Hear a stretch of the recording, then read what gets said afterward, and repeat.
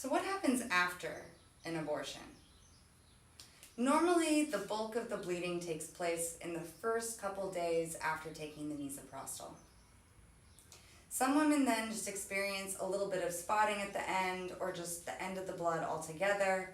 Sometimes some women can experience just a whoosh of blood or a big amount of blood maybe 1 week later, 2 weeks later after their abortion that kind of comes out of nowhere and then disappears again.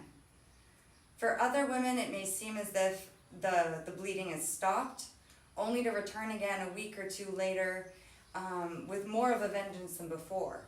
Sometimes the bleeding can come back even stronger than before and doesn't seem like it wants to stop.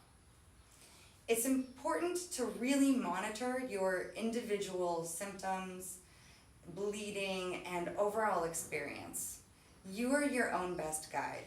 You know how your body normally functions, and you know most naturally just what isn't normal.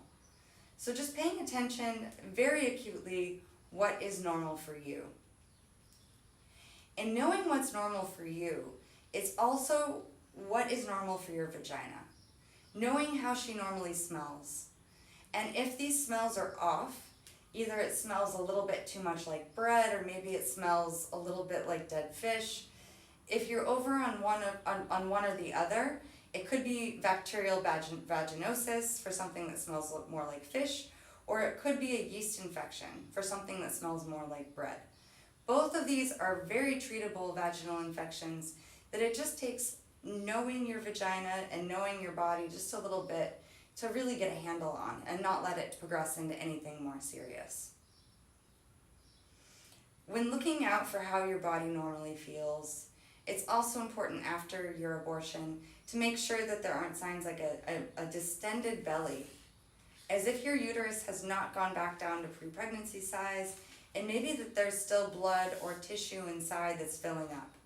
Sometimes a blood clot can get stuck at the top of our cervix and not allow tissues to pass through the uterus, through the cervix, and out through the vagina. When this happens, sometimes our uterus can start filling up with blood, and that can be a bit dangerous if it's not removed. Other signs to look out for are fever. Fever can sometimes also indicate an infection. Sometimes potentially an infection is even started within the uterus, and that can be a bit more dangerous than just a vaginal infection. So it's important to really monitor your body just in case of infection. Also, if you have bleeding that won't stop and the blood clots start coming, and they could be as big as a pea, as big as about this, or even as big as a baseball or a golf ball, it may be time to access a bit of outside help. If you live in a country where abortion is legal and where you feel safe to go to the clinic, it'd be good to go to the clinic and ask for a checkup, or ask them potentially for an aspiration procedure. An aspiration procedure is where they insert an instrument that goes in and just sucks out all of the contents of the uterus. This is a way to be 100% sure that your uterus is once again empty and that the process is 100% complete.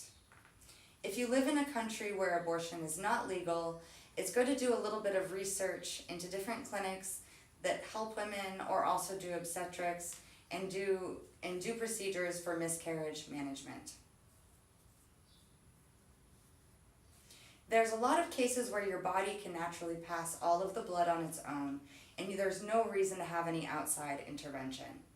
But there's also situations in which your body simply cannot pass the tissue, and you will continue to bleed and could possibly get very sick or maybe even die without medical attention. So just to keep this in mind as you're managing your own bleeding. Another thing to watch out for, conversely, is no bleeding at all.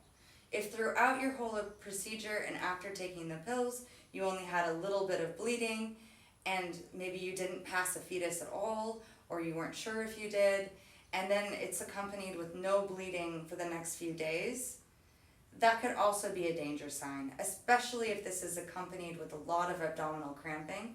There's a potential that your body simply is not releasing the pregnancy, and this would also be a good time to get medical attention.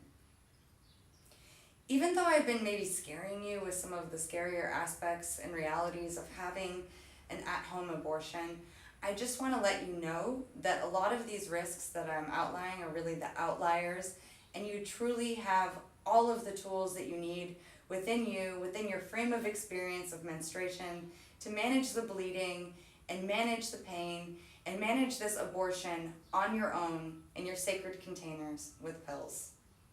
You are so supported and you are so safe. Thank you so much.